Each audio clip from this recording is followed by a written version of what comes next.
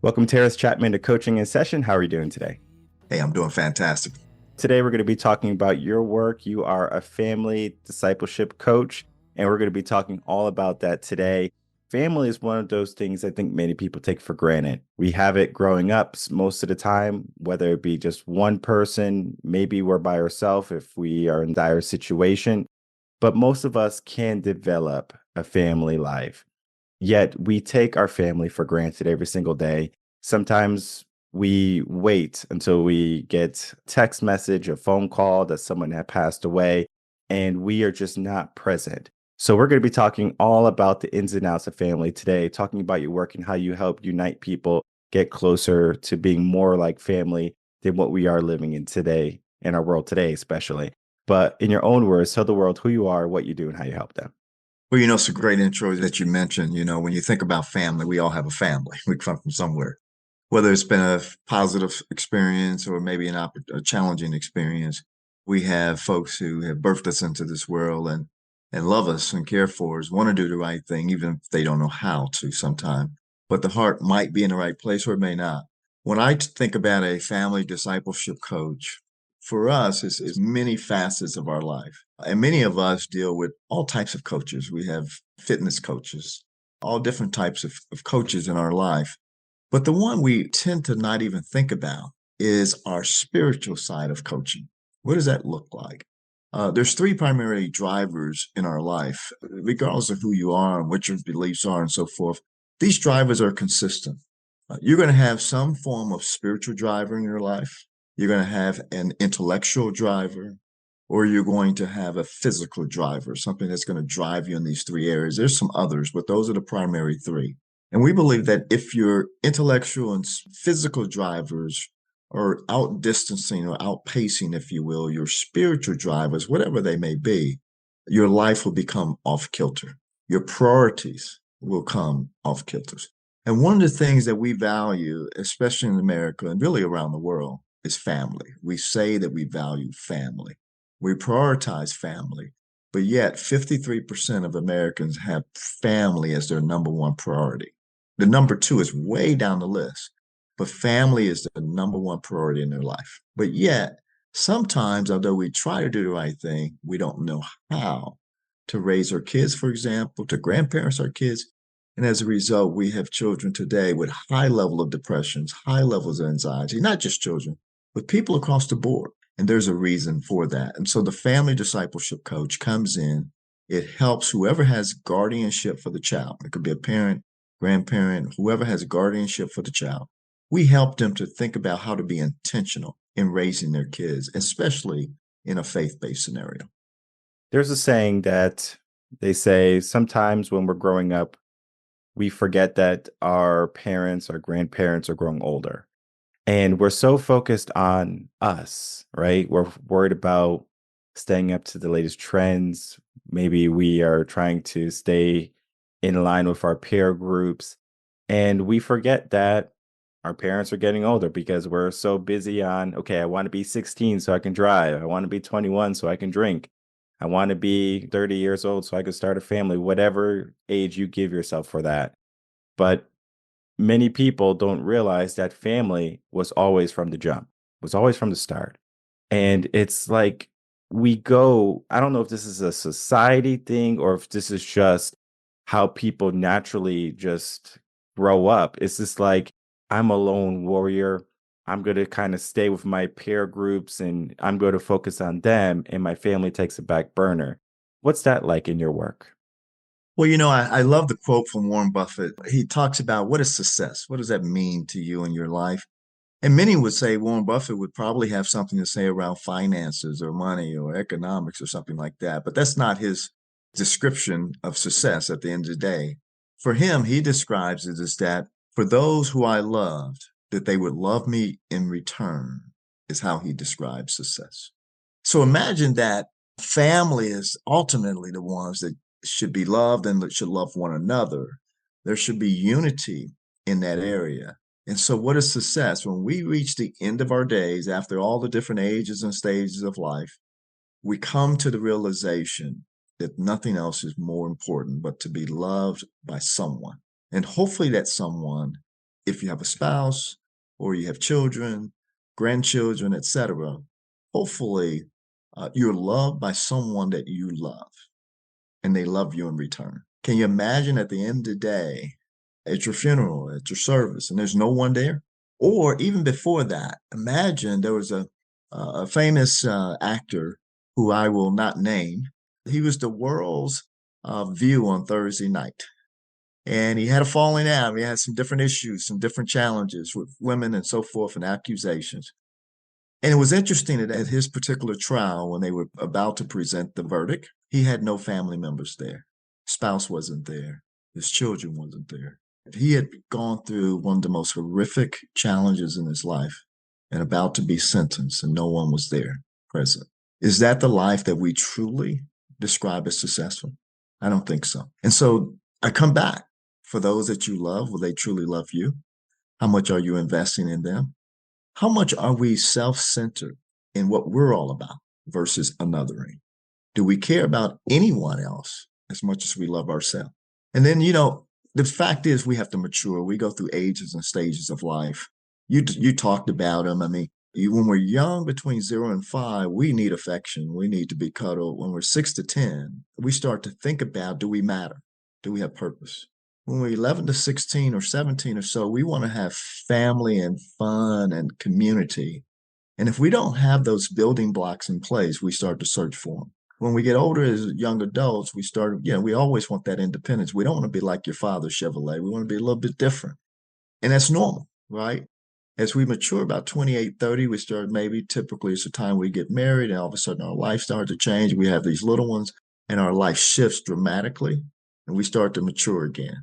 And we start to think about parents and grandparents differently. Real quick, I'll say when they were young, you're a genius as a parent. The child think you're an absolute genius. Well, by the time they get to high school, you're an absolute idiot. But by the time they get to 28, you start to know a little bit more again. By the time you're 30, you're a genius. You're somewhat of a genius again because they realize everything you've been telling them is right on. And that's just a cycle that's been happening for a long, long, long time. But the fact is, there's nothing else that's more important than the family, the one who has given you the very foundation from the very beginning. And what you said there, he says, do we care about anyone but ourselves, or do we love someone more than ourselves? And I don't think enough people ask themselves that question. I think a lot of people, they just kind of go through, and if they feel good, they feel good. If they feel bad, that's what they focus on. And as you said early on, we have some of the highest levels of depression and anxiety and stress in our world today because we focus on that lack of love that we're feeling. Because when we have the good in our life, when we have things are perfect, we're not necessarily worried about them until we have to worry about them. One of the best examples is our parents' health. Everything is good, right? Business as usual. But then something happens, you got to stop what you're doing to take care of them. Maybe you put them in a nursing home, depending on basically what traditions you were instilled with, because I believe it comes down to that. If you just throw your parents in a nursing home, that is your values, your traditional values that you were instilled with. It's not so much of, well, they need special care most of the time, because you can always get CNAs that come to the house. That's what we do for our family. That's what we did for our family. When my parents are older, they're more than welcome to come live with me. I'll hire a CNA, come to the house, easy. I worked in a nursing home for about 6 years. I seen the good, the bad, and the ugly. And what happens typically is day by day, these people are just sitting there. No family comes to see them. They deteriorate so much more quickly because they're there in that box. They can't leave. And I want to get into the conversation of the aspect of family. What does that do to the mind?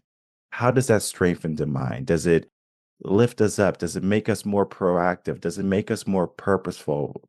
We talked about fulfillment and success already, but does it make a person become more in their day?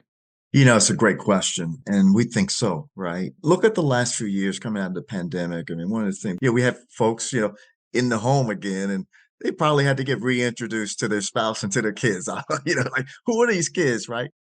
And all of a sudden, we love the school teachers now because, now we have a different role. But I think parents rediscovered themselves. in the last few years. And they realize, really, what is this parenting thing all about? A lot of times we try to abdicate these responsibilities to whether it's the school system, which is good, or camps or different things. But the fact is, we have been given a privilege and honor to raise these kids. This is a living being that I believe is a gift from God. I mean, this is an absolute joy and privilege to raise up an individual, a human. And we all have different roles and purposes in that process. And so I think community, remember what I said, we start to search for meaning, identity, affirmation, purpose. If that's void, we will search somewhere else for it. We will search it because we are built for community. We are built for union. We are not built for isolation. We weren't designed to be in isolation. In fact, the reason that man was designed, it was because God wanted to have a companion. The reason that woman was birthed from the man is because man wanted a companion that was, similar to him. And so we're not born to be in isolation. We were born to be in community. And when we lose community, especially at the very foundation, the home, man, we begin to struggle in ways that is difficult to really dive into because the mind is a powerful thing. And the mind is seeking that community and affirmation. And if void of it, that's why when you typically go and you're dealing with certain issues on the psychological side or psychiatric side, the first place we start is, how was your home life? How was your early years? Because those years impact your life. In fact, between the ages of 3 and 14 years of age is really where you're shaping your personality, your worldviews, etc. It starts at a very early age. So what your kids experience in those 3 to 13 formative years will actually impact, unless there's a dramatic experience in their life, will impact the rest of their life and how they think about life. You just mentioned it. You said, hey, I believe because of probably some upbringing or some value things that's been placed in your life, or even experiences that you've had in different centers, you say, yeah, we should care for our elderly, right? Not everyone has that belief because we're so much in what's in it for me generation. It's about iPhones and I this and I that. We don't think about the other person. But what did the Father say? The Father said to love him and to love others, your neighbor, greater than you love yourself, because he already knows we're selfish. We're selfish individuals. But to love another is where you have to bring forth sacrifice, surrender, humility, great dependence on someone else other than you, right?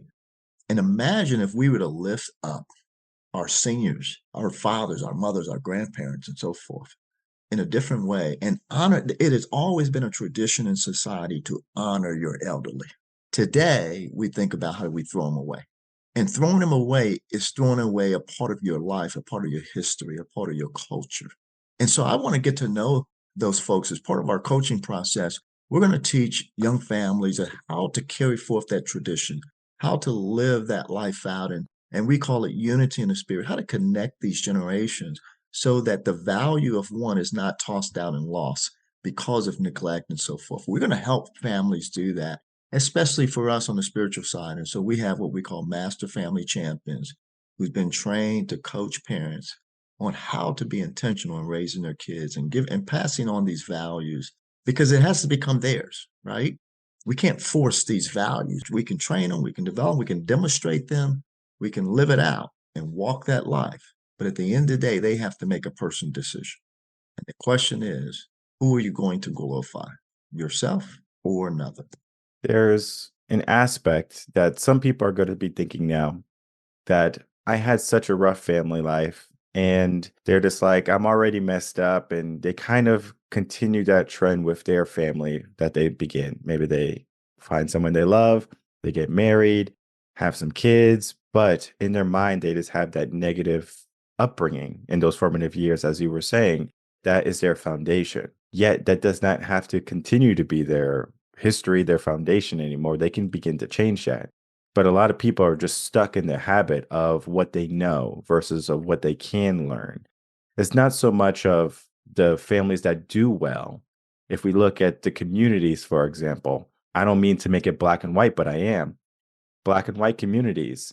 The reason why maybe the Black community is suffering is because the aspect of family is just so thrown out there, right? We have a high single mother household, fathers are out of the picture.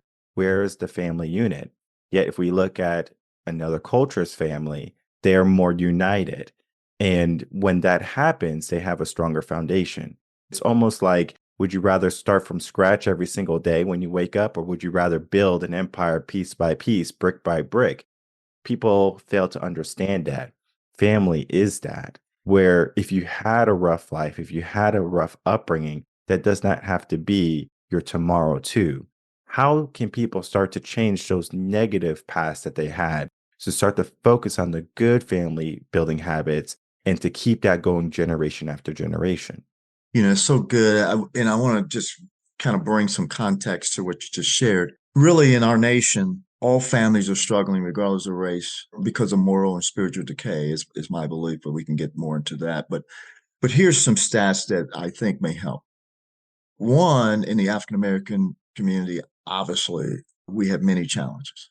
You spoke to single parent households, it's somewhere in the area of 72 to 75%, depending on the study. Think about it, out of every 100 homes, 7 of them may have one parent within the household. In the white community, that number is around 58% to 64%, depending on the study. In the Hispanic homes, which has never happened in the history, 33 to 38% of Hispanic households are now single parents as they adapt more to the American way of life. We've never seen that before. And then get this, 10% of our children are growing up in no biological households whatsoever. Why is that important? The very foundation of a father, the disciplinarian in the home, is missing. However, there are a lot of men who are now raising kids. And so when we think typically of single parent households, we typically think of the wife or the woman. But now we see a trend where men are caring for kids as much as women. When one person is in the household, everything is impacted, from economics to childcare to attention to all of that. It affects the very essence of the family life. And I don't want to say scars the child, but it sets a model in front of the child that's not whole. It sets a model where something's missing.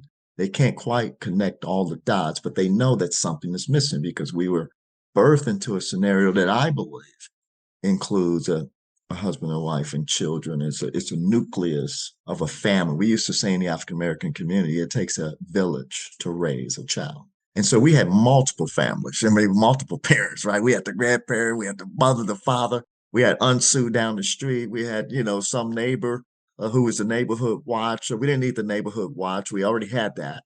We had all that stuff in place, and all of them had permission and authority to take care of business if needed. Now we have the garage, the remote scenario where everybody just pulls in, put that garage down, we never see them. You don't walk down, play marbles down the street, knock on the door like we used to. And, that stuff doesn't happen, and their communities are being challenged as a result. Well, all of this is impacting generations. And I believe things like single parents households, dual income households are impacting families because now no one's in the home to see the child. When the child comes home, there's no one in there. And so what do? They turn on the TV or they turn on the games. Get this. Our children are spending 10.3 hours on some device every day. Every day. Now get this, 10.3 hours. Maybe you're getting 6, 7 hours of sleep. So we're already up to 17.3 hours, right? And then you got to go to school. I mean, 10.3 hours. What we're doing, we're using that device to babysit our kids. And I'm not poo-pooing on devices. I mean, the fact is they're here. Technology's here and it's going to stay. How do we put boundaries around these things as we put boundaries around our life? The reason I started with moral and spiritual decay, because we can come up with a lot of issues, but your past never impacts your future. I mean, it should not impact your future, but the fact is it does. What we experience in life impacts our life for a long time until we're able to come up. But I want you to know that there's hope. I want your audience to know there is hope regardless of whether you had a good childhood or a bad childhood. Sometimes your mess can become your message.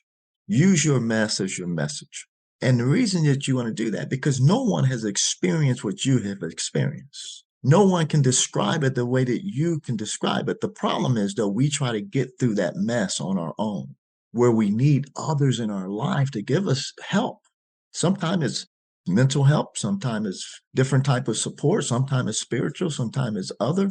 But you need a mentor in your life. You need someone investing in you, walking with you, caring for you, loving with you, because we crave it. We crave. First of all, I believe we crave the Father's love. And secondly, we crave each other's love.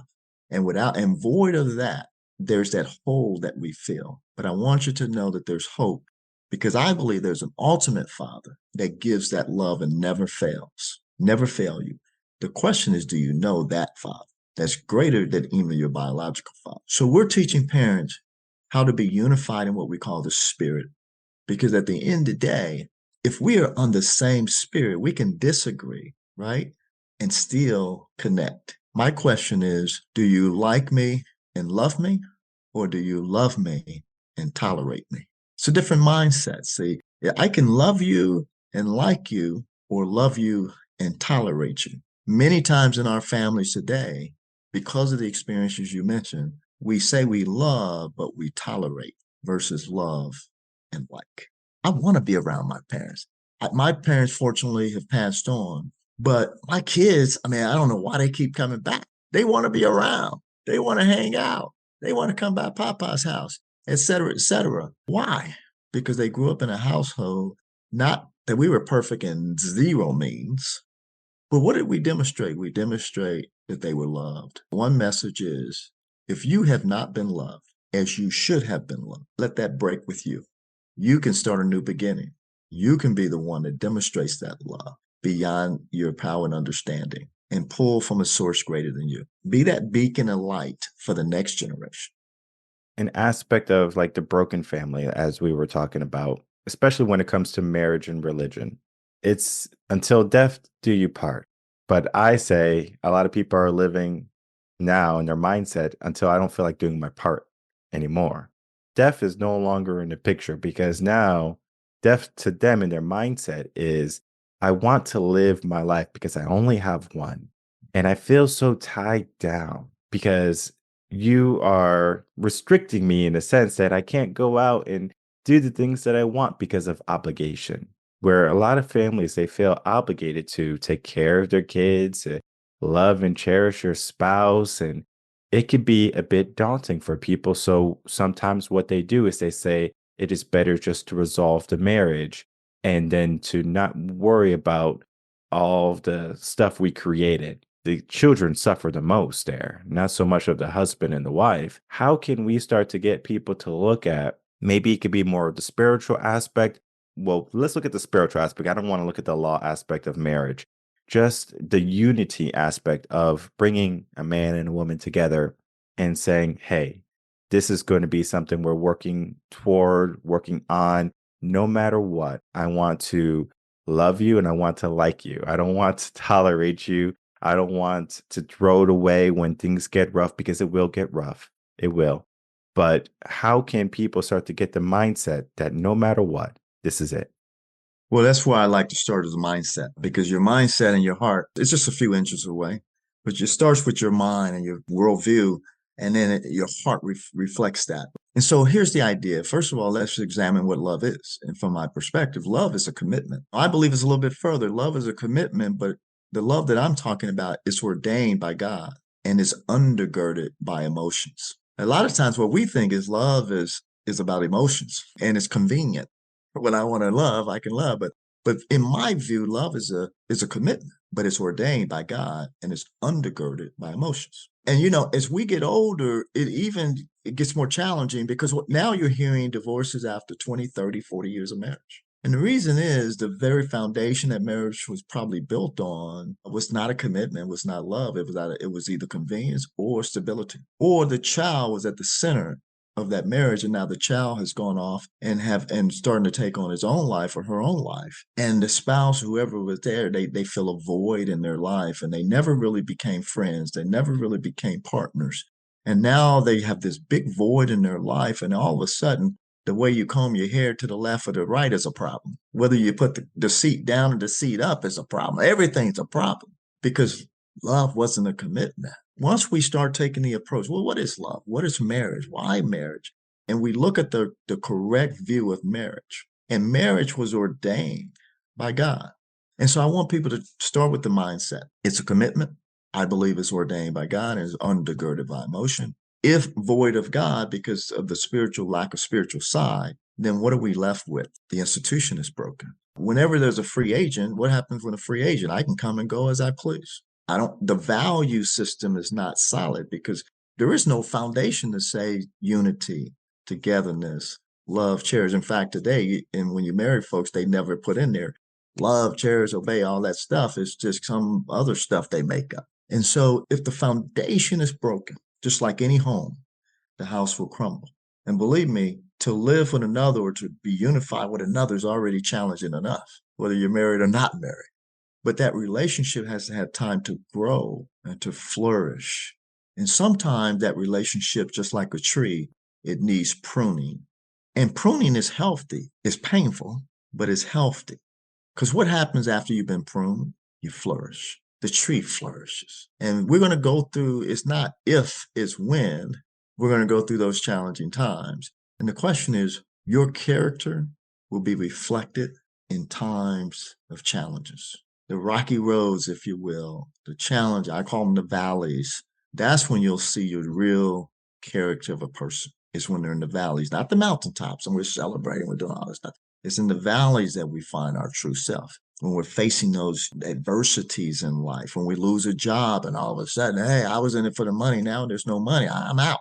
And I would also say, I grew up in a time where it was just that you stayed married regardless. I mean, you just don't separate and all that. I think that's true, but not true. And we're going to try to work that through. But at the end of the day, he doesn't cause for you to be neglected or abandoned, if you will, or where there's misappropriation within the relationship. He doesn't call you to remain in that marriage. In fact, those are the two sacraments that even the Bible says, hey, you have the right to walk away. It's not that I want you to try to work it through. It's the first step and seek counsel and all of that. But at the end of the day, you're not to be in a relationship that's abusive, that someone is just sexually mistreating you or whatever the case may be, or neglect you. But I say seek counsel for that, seek reconciliation. But if reconciliation cannot be had, then you are forgiven for those options that you take. But we got to go through the struggles first versus just saying, hey, I'm out of here, I'm done.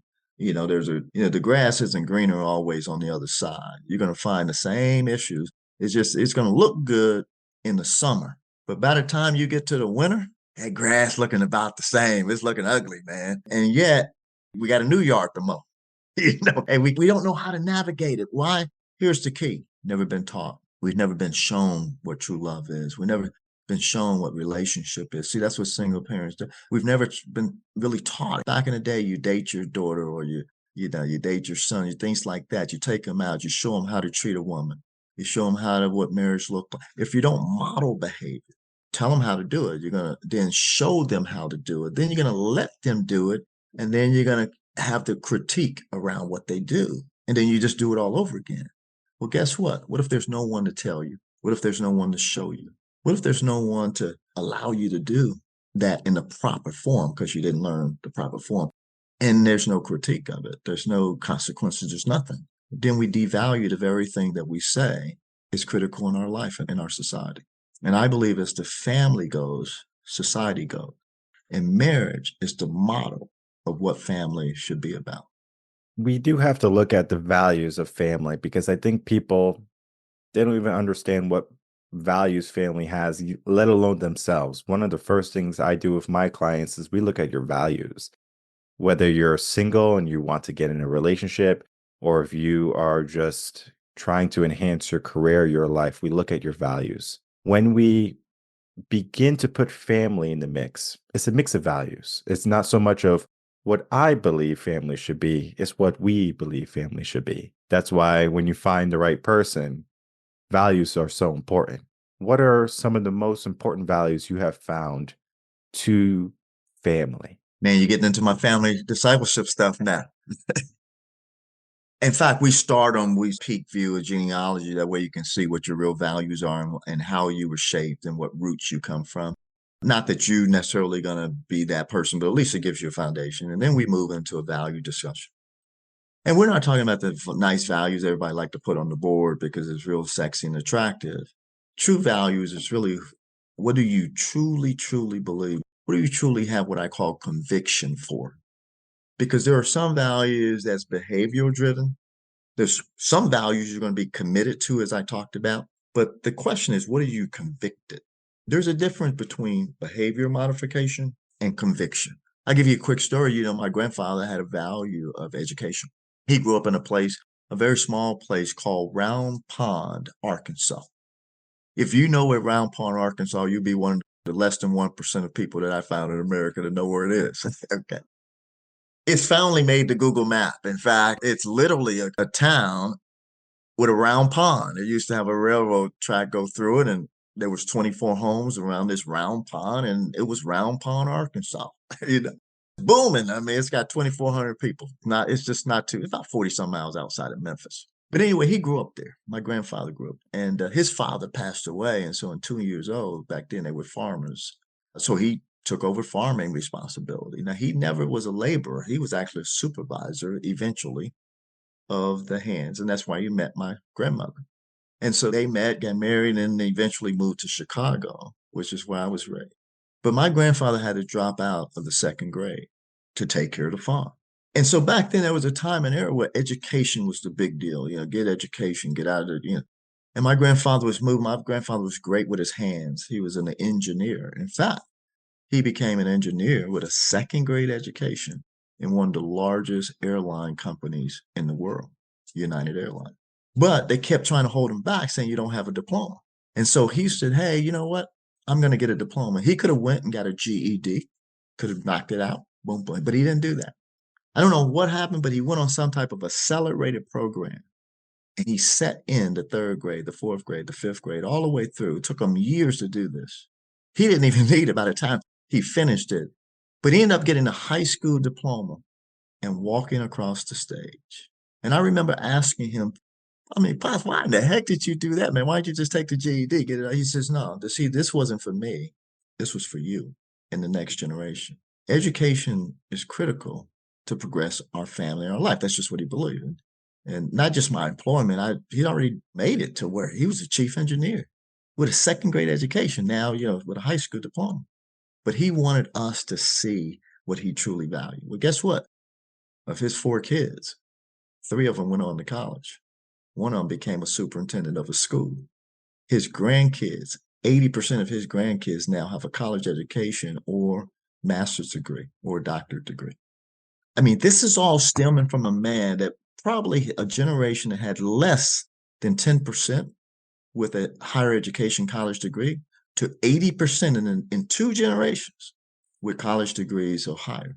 He valued education. So the question is, you have to examine, do you truly value what you say you value?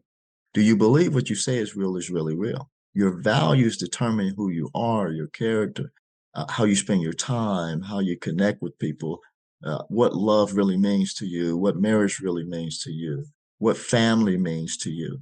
And so I ask people to examine what they truly value. How do you do that? One, say, look at your checkbook. That'll tell you pretty much what you value. Look at your schedule. Keep a schedule of yourself in 30-minute intervals for 2 weeks. See how you're investing your time, because I believe in time, talent, and treasure. And so what are you spending your time doing? So the time is your scheduling. The talent, what are you spending your time doing? What are you spending most of your focus on? And the treasure, what are you spending your money on? If you look at those three things, you will understand what you truly value. And what underneath what I call the drivers, right? That spiritual drive, physical drive, what's driving it?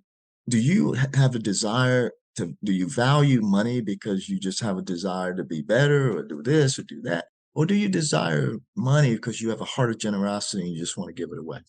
What's driving you determines your values, right? Do you have a heart for people? Do you just don't like people? That's going to drive you to connect or not, right? Do you have a heart for work and work ethic? It's a value. Do you have a heart to help others? It's a value. What's your time? What's your talent? What's your treasure? Track those things will determine your real, true values in life. I love that. And all of that is going to be important. Really get into the aspect of learning about themselves and then learning about what they want for their family too. Because as we began the episode talking about Warren Buffett, about how he viewed success with the ones he loves him back, we all want to be loved from the people we love too. Now, you might not know how to truly love, right? There's love languages, there's different aspects. You might not have been taught how to love, and you don't know how to do it well. We can learn how to love. We can learn how to understand our values truly instead of just surface level stuff of, I want to be healthy. Health is a value of mine. Well, it's probably a value for everybody, but they don't do the things that they necessarily need to do to keep that health. Is it truly a value of yours? There's so much that we talked about, and there's going to be so many questions. I'm sure people are going to be reaching out to you and just trying to figure out, where do I begin? Because this is going to be a question that many people are going to be at with all this wealth of information that we just received today. They're going to say, where do we begin? Well, one step at a time. And one of the best places to begin is always to inquire about, how can people reach you, right? Because that's going to be the first step. That's going to be the first stop. And then also give us some final words to leave the episode on. Yeah, so they can find us on our website, obviously, Victorious, IOUS, victoriousfamily.org. Ton of resources to help you and family to flourish and so forth. And then this is crazy. I give out my personal cell phone number because I want to talk to people. 708-653-8250. That shows you my commitment to you. People say, hey, I want to help you. I want you to flourish. Well, I want you to flourish. And so call me. Let's talk about it. Let's bring up the question. We have trained over 100,000 parents. We're now in 39 countries. And my job today, I went from managing 2/3 of the Coca-Cola company, $50 billion, to helping families across this nationwide, because I see a moral and spiritual decay in our nation. And I believe that it's impacted because of the family, the dynamics of the families unraveling. And so it's more important to me to really tighten that family up versus try to figure out how to sell another ounce of that colored water. Because the colored water, I'm bringing a different water, but the colored water, it's not going to get you to where I'm talking about ultimately. But this other water is one that will refresh, restore, reignite, and reunite. And so that's where I go. I hope that you come. Last words. Over the last 50 years, we have drifted as a nation, we have drifted as a family. It is even hard to determine what marriage is. It's even difficult to even determine what does it mean to parent. As much as we want to do the right thing, we want to love our kids, the fact that there are many influences in our kids' life today.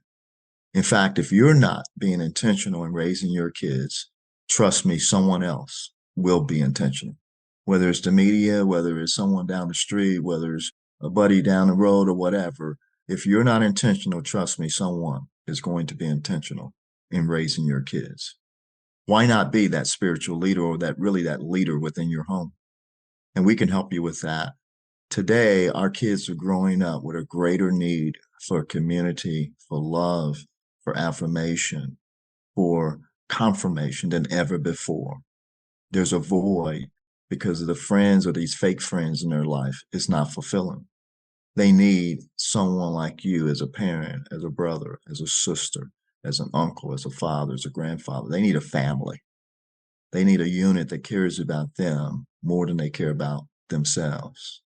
Are you that person? Well, we can help you. We can help families because our passion is to help families to flourish. We'll start you in an intentional process so you can examine where you are as a family to see what's really rooted in my heart today and how can I truly be transformed. I think it's the most important thing we can do. The question is, really at the end of the day, for me, ultimately, is, do your children believe? And what do they believe in? And who is being instructional in teaching them what to believe? They say if you don't teach your children, someone else will. And we have the opportunity as parents, as family units, as we said in the Black community early on, it takes a village. We are living in a technology based world. We have become so connected that we have become disconnected. You don't know your neighbors. You don't speak to people. We're always looking at our phones. We're not looking around to how we can help people. We're not looking around how we can help the ones we love truly. because we're always looking at what do we need first? What do I need now? Versus what does my family need today? How can I be of service to others? There's just so many things that we have gone astray with. And of course, times are changing, the world is moving, but it doesn't necessarily mean our foundation has to be always cracking.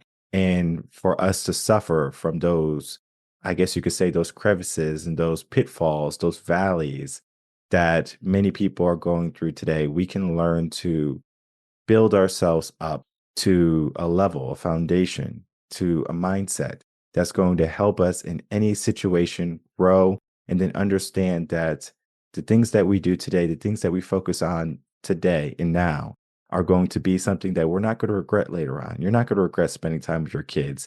You're not going to regret spending time with your loved ones and loving them, because one day, God forbid, I don't want it to happen anytime soon. They're gone.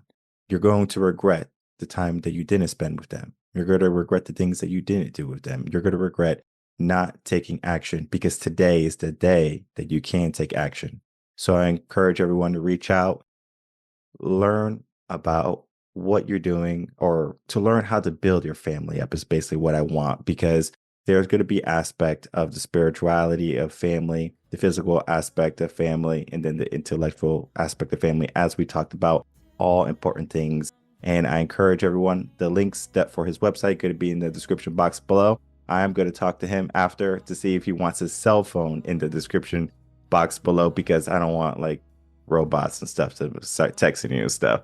But either way, loved our conversation. So powerful, so impactful. And thank you so much for coming on.